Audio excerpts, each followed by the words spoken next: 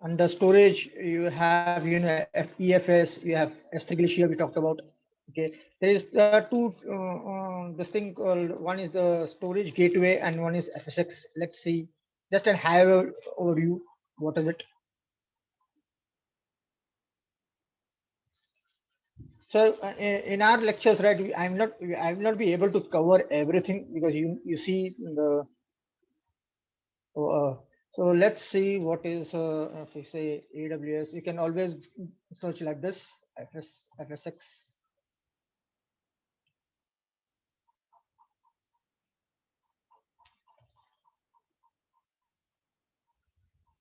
Okay, you will get it.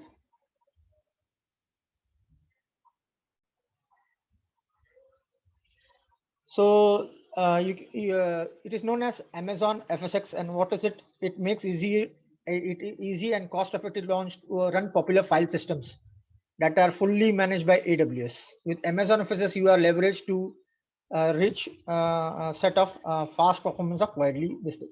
So normally FSX provides two file systems to choose. That is FSX for Windows file server, if you are using Windows file server for your business applications, and one is Lustre of compute intensive loads.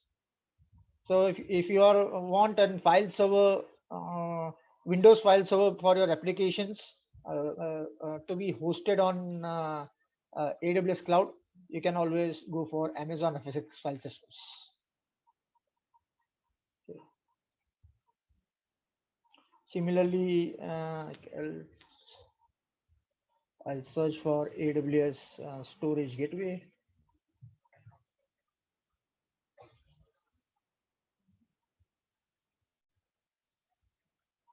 So what is the storage gateway?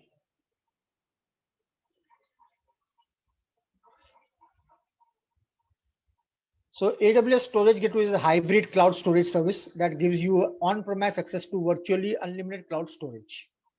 Okay, customers use storage gateway to simplify storage management and reduce costs for key hybrid cloud storage. If you want a hybrid cloud storage connecting your on-premise applications to require storage onto the cloud, or having the AWS cloud environment until on your like having your cloud storage based in on similar feeling that it is on your on-premise environment, you can go with AWS storage gateway. So it is a hardware or a software appliance sitting on your premises and connecting to AWS cloud.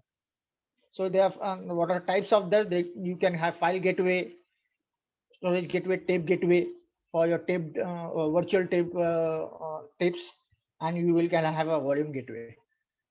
So this is how it works. Okay, it is your on-premise. Okay, and there will be there will be a software hardware plans from shipped from AWS or license from AWS will be sitting on the on-premise, and it will be connecting to the storage cloud public cloud storage like S3, backup, tape libraries, virtual tape libraries, and so on. So you will get a tape gateway, file gateway, and a volume gateway. Am I clear? So you can see it is a virtual, it will be a virtual appliance, hardware appliance using standard storage protocols, such as Yes, sir. like we saw yesterday, right? The NFS, SMB, iSCSI, and so on. Yes, sir. So any organization requiring having they say, okay, we need an gateway, or we need an appliance sitting on our premises accessing to the public cloud for storage storage services. So the answer is AWS storage gateway.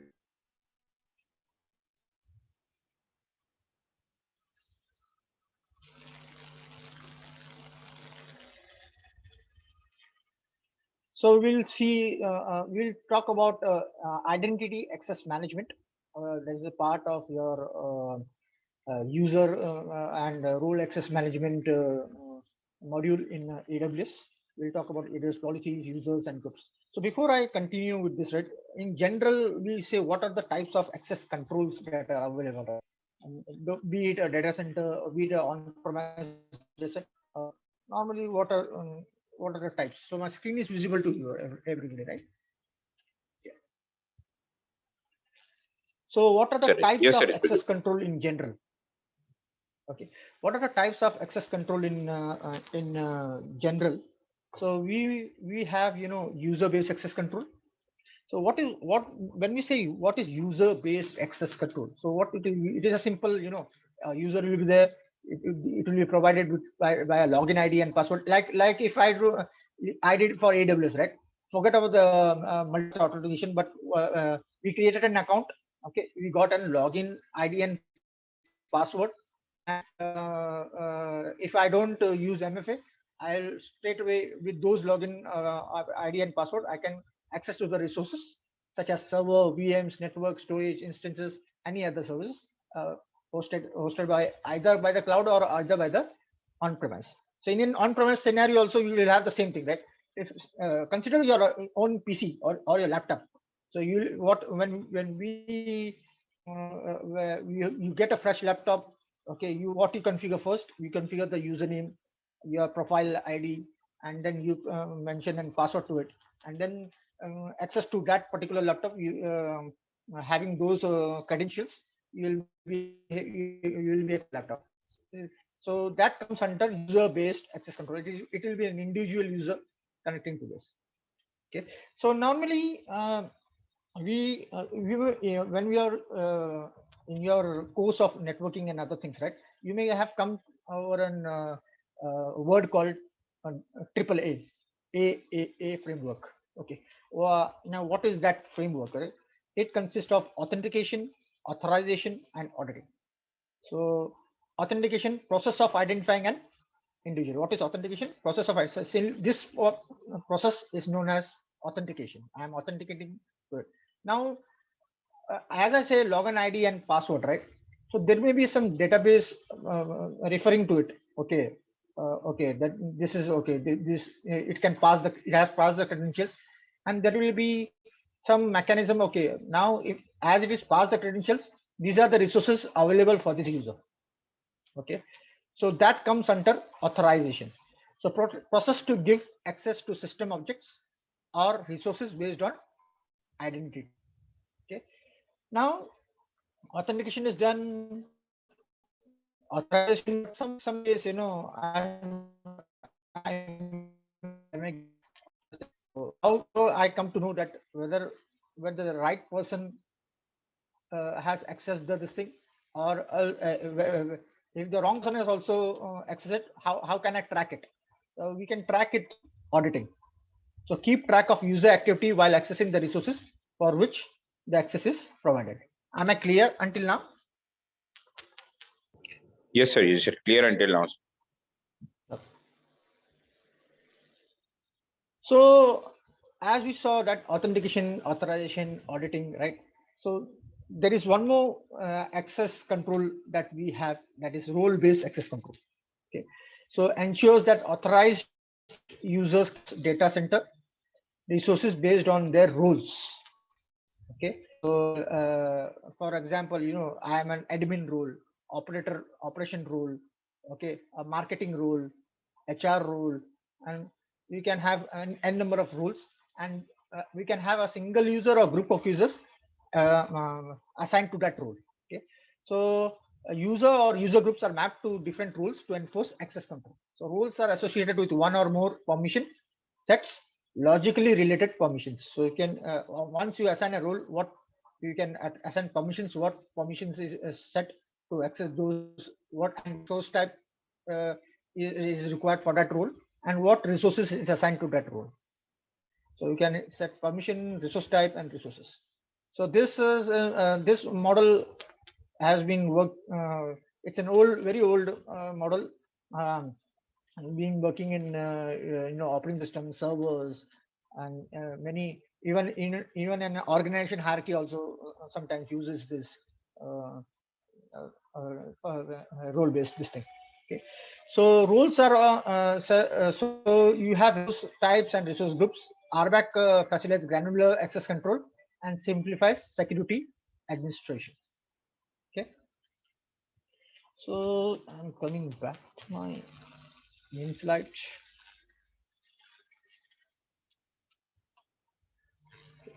So let's now in as we talked about, talked about role-based access control. So there is a uh, uh, for user controls groups and roles. There is a service in AWS known as AWS Identity Access Management, and it is known as IAM.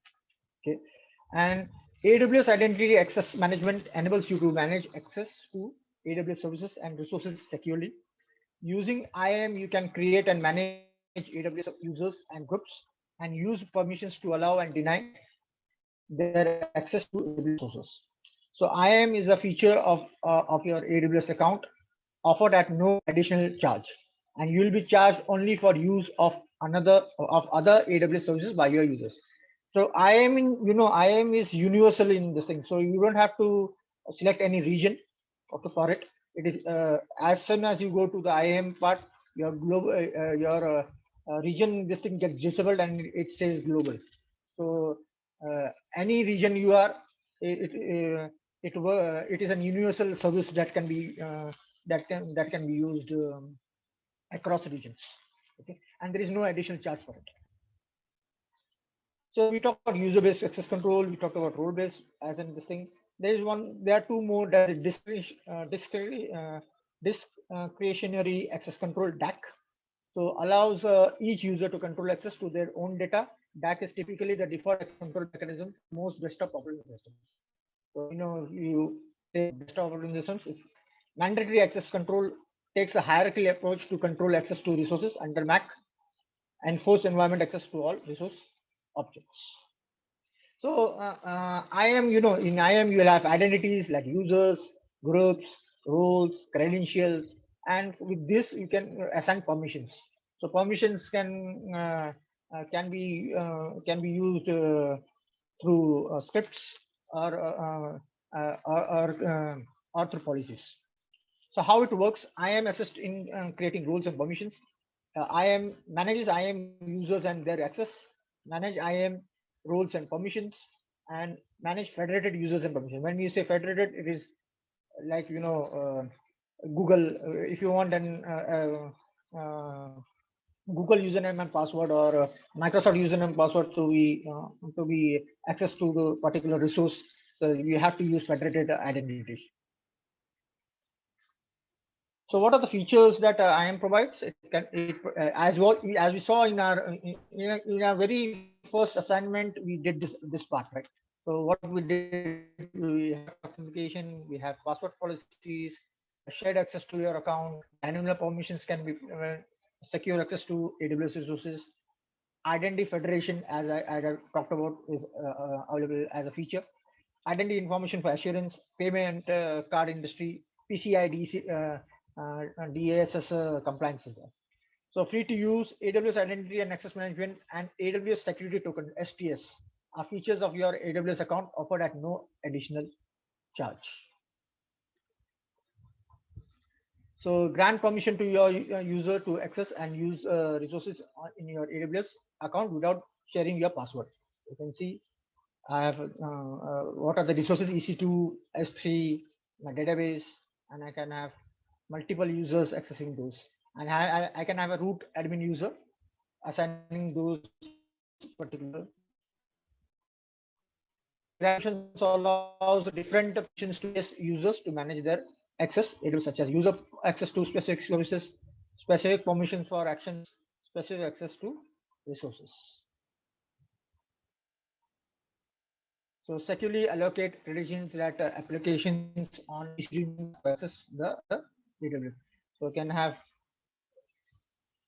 you can have an roles and other things to access this EC2 instance or S3 bucket and database storage. So allow users with external accounts to get temporary. So where we can use federated identity to allow this part of. So allow users with external accounts to get temporary access to AWS resources. So log and monitor track So when I saw we talked about authentication, where we can do it from users and other things, and then we have talked about authorization where roles can be assigned in AWS, having those particular policies. Okay, for for logging this thing, for logging and monitoring, right? So for audit purpose, we use CloudTrail. Okay, AWS for storing your logs and use for audit purpose. You can use CloudTrail, but for monitoring any specific metric or monitoring real-time monitoring, you can use CloudWatch in AWS. So these things we will be talking about on next week, inshallah. So two-factor authentication, we know that what is multi-factor authentication. So we using a Google Authenticator, okay, we can access it, and everybody has done this. So I don't have to explain much on this. You have password policies that you can mention it. So before coming to this, right, let's have a quick look.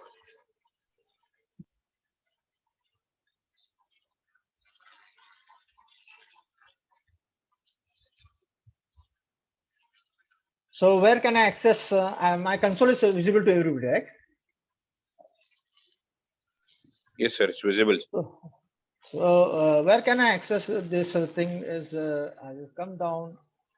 You can say under security and identity components, I will find IAM. Okay. There are lots of other components that are there in IAM under security and identity access. But right now we are focusing on IAM. So let's say IAM. Okay. So this you can also go. You can also access from if you go to my security credentials. It will uh, switch to you to the IAM listing. Now you can see that all my regions are disabled because it is universal in nature. So whatever I create, users will be accessed across regions. Okay, it will be applicable across regions.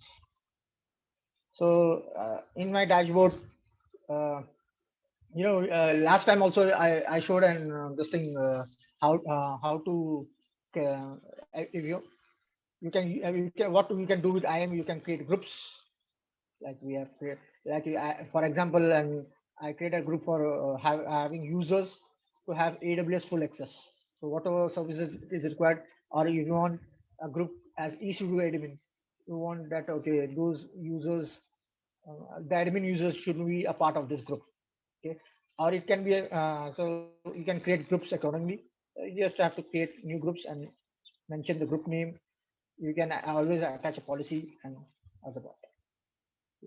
Then users, because this was a part of an assignment, so more I think so most of you guys may have done it or accessed it. Okay, so you can create an user, like I created Bob, Jimmy, Nancy. How can you do it? You just add, given username. Okay, I can say Sam. Okay, okay. I can say any like I say, oh, okay, Tom. Okay, and then we can have access type to it. Select access type, programmatic access. So what will program enables access ID, secret access key, and AWS management console access. So there are two types. We can select both of them. Okay, to have that, and then or else we can have program. So uh, if I say management access, for this is required for the console, and if you are using SDKs, CLI, then you can go for a programmatic access. And then it asks for the password. You can give the password. If you want to reset the password while logging, you can get, and you can say next permission. You can add this to a particular group. Okay. For example, if I want to add this into the group, and always give a tag to it and next review, and you can create the user. Okay. So I'm not doing this. Now, how to log into this user? I have shown. I'll just give a quick this thing. Uh, if I go to my dashboard, okay, you'll find an URL over here, right? So you just have to copy it and paste it on the browser. Okay, by default, it will give me this as an account. This thing. I'm not doing it right now because I have already shown it. uh, and then you can use the user that you have created, Bob, and the password. And if you log in, you'll be logged into the particular user on the user console with the particular user with whatever permissions you have applied to it. So with what is the best practices that you can do? You can have grant least privilege access. AWS organization, I will in a bit while. Okay, we have AWS single sign-on. You can rotate credentials, change your own passwords, and access keys regularly. Okay, these are the, and you can use IAM access analyzer to analyze public, cross account, and cross organization access. So if you want an track who is accessing what, you can use IAM access analyzer also. Then we talked about groups, we talked about users. We have roles. Okay, so IAM roles are secure to grant permission to entities that you trust. So it can be a group, it can be a particular user. Okay, so what I can create a role. If you see, there are some rules already created. I had created one, so you can always search for that role. Let's I created one rule. I created one rule, ISS EC2 full. Okay, so I gave a policy to it. Okay, like Amazon EC2 full access. Okay, so once you create a role, let's check. Let's create a role. So what when we say create role, it can be an AWS service. It can be another AWS account belonging to a third party. It can be a web entity like OpenID provider and so, and it can be a federation. This thing. So currently I'm using AWS service. So if I'm, you can select n number of services that you have, right? If you are using EC2, if you want a role based on EC2 VMs, you can choose EC2 or whatever role that you need to, or if you want specific to S3, you can always say. So let's say I select EC2 next permission. So after selecting the service, I will be asked to attach the permission to it. So suppose I want an EC2 read only access to this particular role. Okay, that can be, now you can see there is one term called permission boundary. So what is it? So set boundaries to control the maximum permission to the role can have. What if you want a maximum permissions to a specific role? You can always use. You can always select permission boundary. Okay. And you have to. You can say full access or something like that. So this can be advanced. This is an advanced feature used to delegate permission management. So I can say next tags. I'll say name and say read only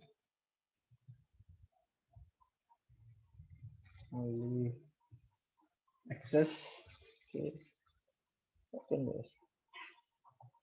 permission. And then say next review.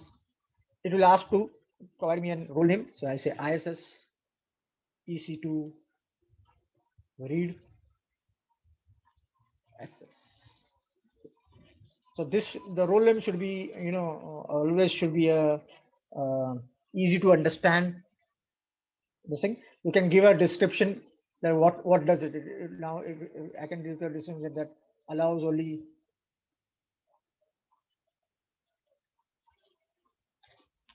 allow read only access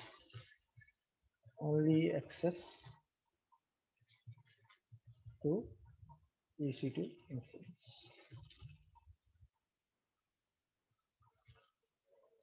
I can attach a policy, read only, already I haven't attached a policy. And you can say it's just a create role. Okay. So I have now ISS and full. How can I attach this rule to so I'll go to SS. Suppose I'm specific to EC2. I'll go to EC2. Okay, and I'll say go to instances. I say launch instance. Yes, select similar what we created for the instances. Okay, and then when you come over here, you can assign those specific rule over here. While creating this, you can always create a new rule from here also. But it's better to know what rules here. You can define those rules and then attach it accordingly. I'm not doing this. So are we clear on the rules part? Yes, sir. Yes, sir. Clear, sir.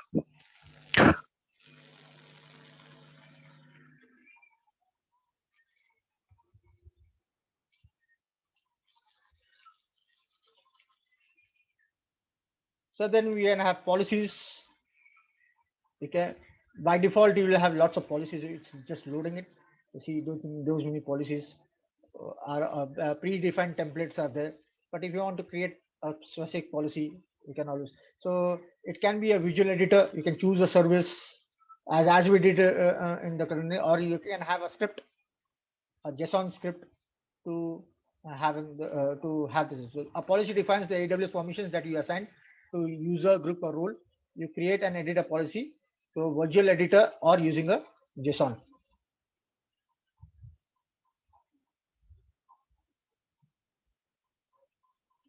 Let's go to the.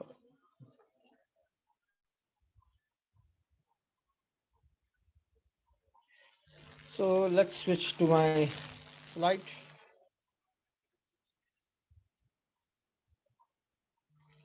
So we saw that a policy is an entity that when attached to an identity or resource defines their permissions. Policy are stored in AWS as JSON documents and are attached to principals, identity-based policies in IAM. Okay. So you can create a new IAM policy.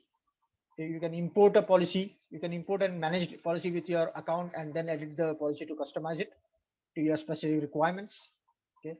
You can have visual editor. You can construct a new policy from scratch in the visual editor. If you use the visual editor, do not have you don't have to understand JSON syntax.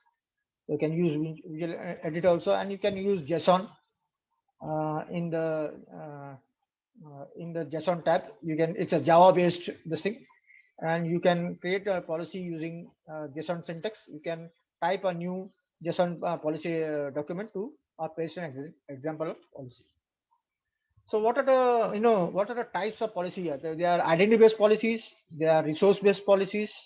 Okay, there are permission boundaries that so identity based attach managed and inline policies to IAM identities. They grant permissions to an identity.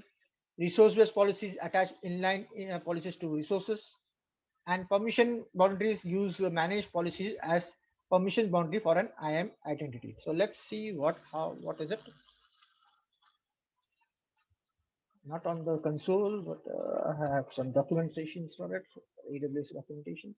So we talk about identity-based policy, right? So identity-based policies are attached to an IAM user, group, or role. These policies let you specify that an identity can do. It's like permissions. For example, you can attach the policy to an IAM user named John, stating that he is allowed to perform the Amazon EC2 run instance. So if you see over here, there are two types of this thing. One is identity based policies and one is resource based policies. When I say identity, it relates to your name or name identity, right? So what can you do? It can list read on resource X. It can list read on resource YZ and so on. And when you say resource based, this particular resource is assigned to these users. This resource can be accessed by John and Mayor. This resource Y can access by so and so, and this resource. So there are two types, and it and it is assigned to a specific account ID. Like we have an account ID for AWS, right? So both can be assigned, identity based also and resource based also. Okay. Then we talked about permission boundaries. So AWS supports permissions boundaries for IAM entities. A permission boundary is an advanced feature for using an managed policy to set maximum permissions that an identity policy can grant to an IAM entity. Okay. So just to show you how is it. Identity-based policies with boundaries. Okay. Identity-based policies are inline and managed policies that are attached to a user group of users. Okay, it can be so a user group of users or role identity based grant to the entity, and permission boundaries limit to those permissions. The effective permissions are the intersection of both policy types, and explicit deny is in either of these policies overrides the allow. So if you have an explicit deny policy, okay, uh, um, uh, uh, uh, provided to a particular identity based policy, so it will always override the allow. So resource based policies control how the specific principal can access the resource. So you can see over here the effective permissions.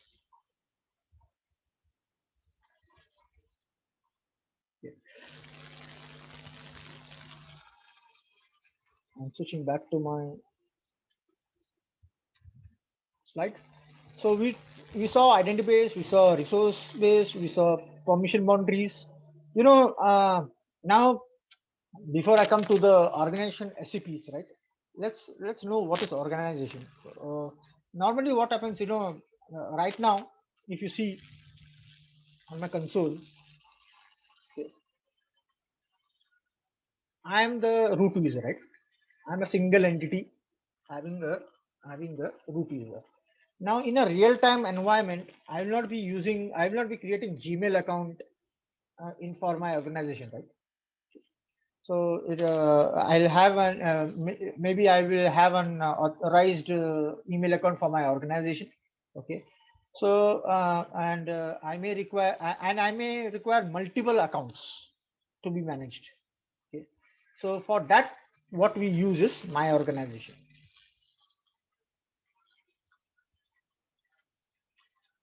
Just before I come to this, I'll just explain it how it. You see, so my screen is visible, right? So AWS organization is a master account connected to your organization and this thing. And then under this organization, you can create separate organization units. Like for example, if you want a service to be shared with everybody, you can have share service OU. Then you can have a retail organization OU. So you can have multiple organization units in this thing. And this the access policies that for these units will be controlled by service control policy, that is SCP. Okay, and under this you can have your users and other accounts, organization accounts specific to that OU.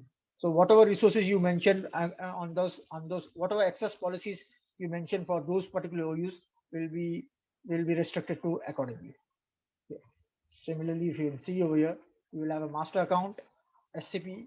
You can have dev, test, prod for an operation level this thing, right?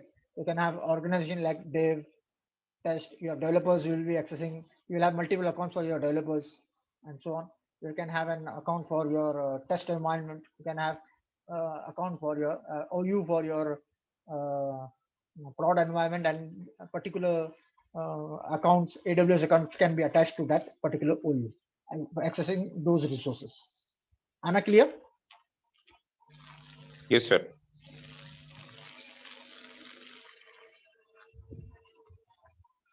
So when you come to organizations, you can see normally in testing for to test environment, if you want to test this, you require multiple AWS accounts.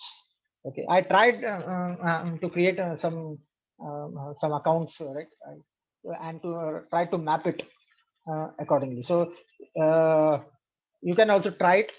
Okay, but in a real case scenario, you can see that I have an AWS root account. Okay, in case that will be my main, I can create organization unit.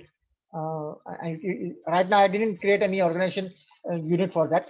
Okay, so this account can be related. If you say you want to create an organization unit, you can always create it from here, and then attach those accounts, related accounts, to that organization unit. Right now I am working as root. And what are the policies that enables? One is the service control policy. Service control policies are centrally control over the maximum available permissions for all accounts in your organization. Okay, allowing you to ensure your accounts stay with your organization's access control guidelines. You can say tag policies. So now if you see over here, just you can see what in a root account, what are the policies I can say. You can have service control policies, you can have tag policies, you can have AI services policies, and you can have backup policies. Okay, you come down, you can enable your service control policies, tag policies, and so on. So you know what, when we say, whenever I have created anything, I have given a specific tags. So those tags can be, there's one way you can use those tags for these policies. There are many other uses of those tags. So tag policies help you to standardize tags on all tag resources across your organization. Okay? You can use tag policies to define tag keys, including how to should be kept. So whenever you give a tag, be it very specific. Okay, that can be used. You can use those tags uh, uh, in some kind of policies, uh, uh, so that your resources can be identified from over the tags also. So this is just and you can have backup policies. Backup policies enable to deploy organization-wide backup plans to help ensure compliance across your organization accounts. Using policies helps ensure consistency in your implement. So you have some documentation. I will share the links to you. These are the documentation. What are the benefits? So, and there is no cost for this. Huh? There is no cost for the AWS organization, as well as no cost for IAM. So what are the features you can have? You can manage your AWS accounts. You can define your manage organization, secure and control, monitor your control access permissions. You can centrally manage billing costs.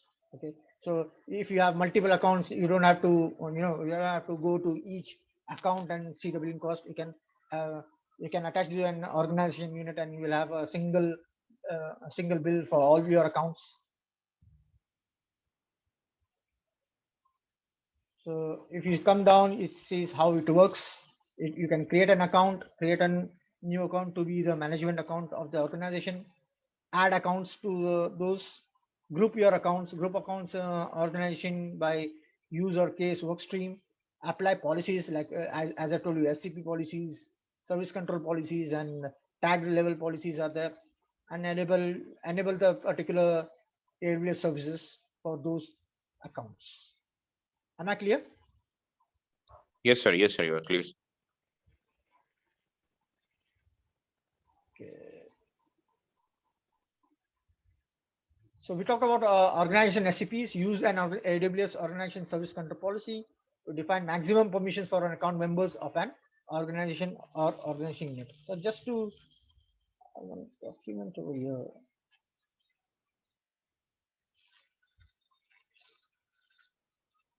There is a documentation for organization this thing. Okay, and if you come to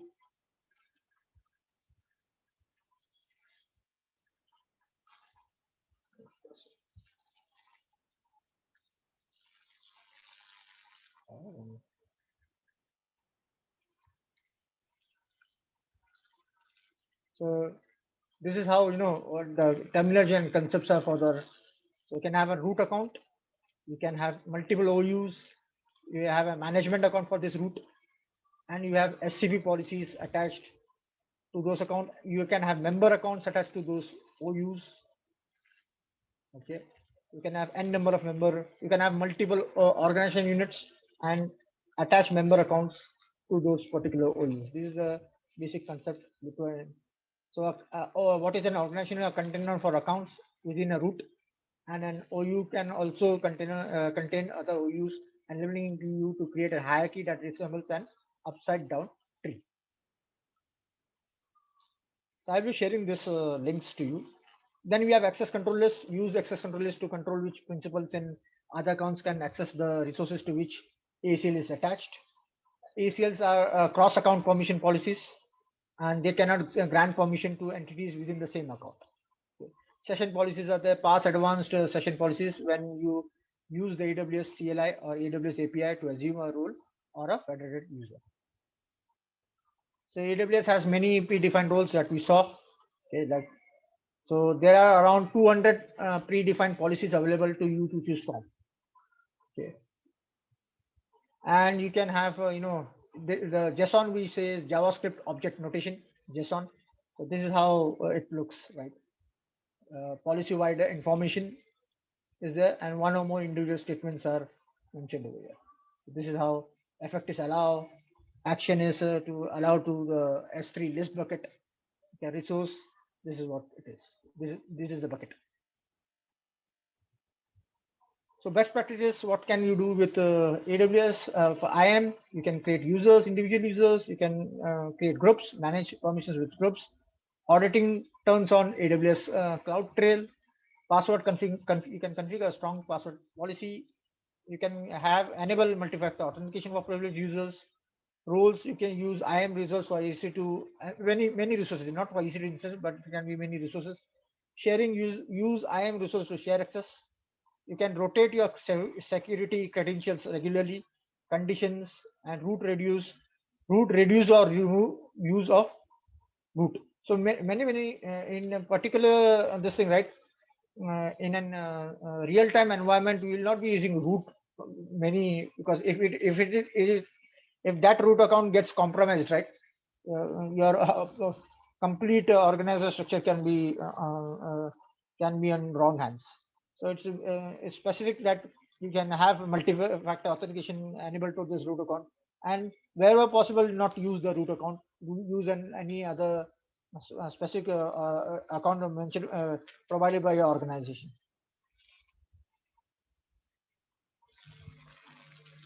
So if you come to my,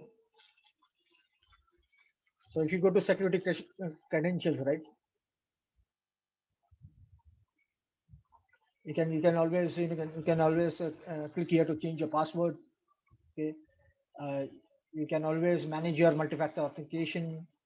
You can always, as I mentioned, you can always make this. You can create this access control. Access keys are required when you use your Cloud Shell and CLI. Okay, so you will have an access key ID, and you will have a secret key ID. So those things that you can uh, uh, after a month's time of this thing, you can always create new one and delete the old ones. So as a best practice, you can have CloudFront key pairs. Okay, this is used for your caching purpose, and you can have your X point certificates to make user. This is related to your particular protocols that you use. Okay, and what are the account identifiers? So this is my account name, and what this is a canonical user ID that I can provide. So if in a particular user, if you need to create if you need to change the password or this thing, you can always click here. You can say delete users also. Okay, and so you can come to security credentials. Okay, if you want to change power, you can always create access keys for those part. Okay,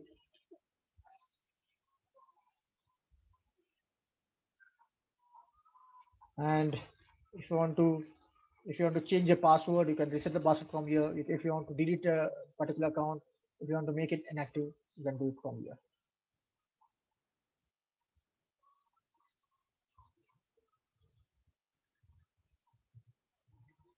So security credentials, what it can we have? Key pairs, public and private key pairs, email address created while sign up, IAM user and password, multi-factor authentication, and access key user and secret access keys. So that's for today. So any questions? Any doubts that? So I don't have any. I have already mentioned this, in your the first assignment was to create that IAM users and this thing, right? So hope Yes, sir. everybody has. So there is no specific, you can see create individual users and groups and assign IAM Yeah, rules. I'm wrong. Yes, sir. Okay. So no specific assignments to this particular topic, but if you want to, you can always. I will deploy you the links. You can always go and check what is organization, how can create an organization. Okay, therefore the basic concepts, and in the book also I think so. Particular.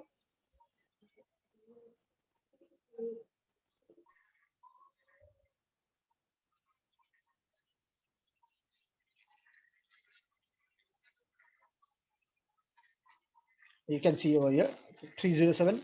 So if you come over here, how I did create the service control policies, organization policies. So I used multiple accounts, and you can also can always invite a third party account also if it's related to your organization. Okay, and you can see over here. So I had a root account, I had an invitee account, I had a member account. How to create an organization? Okay. I deleted it after this thing once, so I can invite an account and then I can create an account. I can create an account. I can create an account from here also, or else I can create an account, enable all those, but it will require all those. When you create an specific account with AWS, you will require that credit card, and you have to enable this thing, and then you can attach it to this organization. You have to go. You have to activate that account first, and then you can invite those accounts. And while creating it, you can always create it. So you will provide the email address of those particular.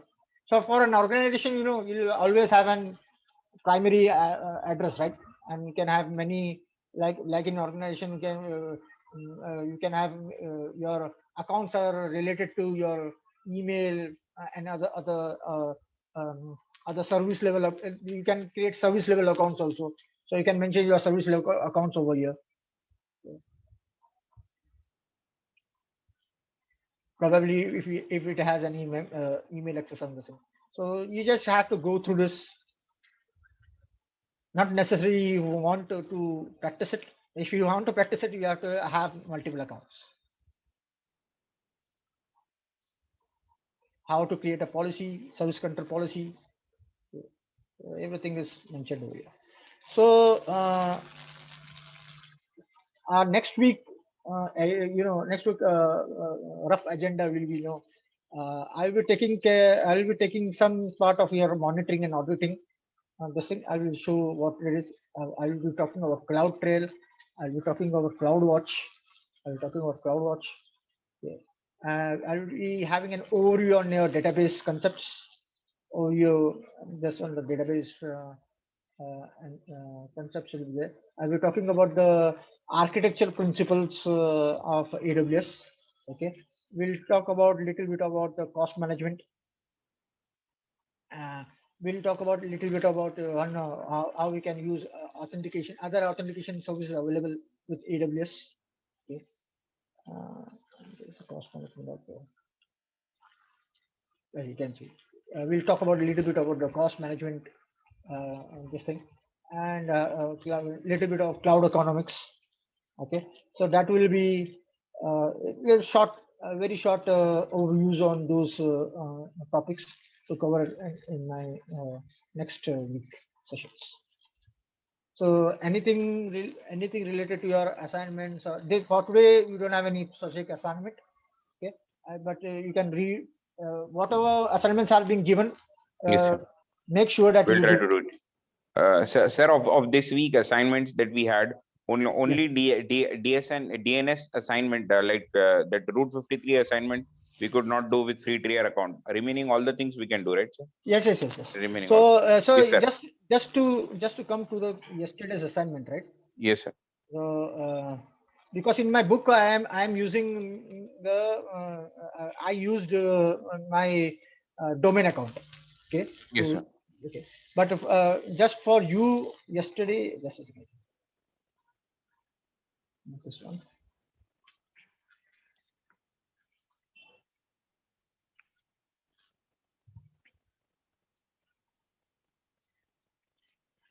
Week 3. Okay, so you can see over here. I modified that particular thing so that you can practice it. Okay.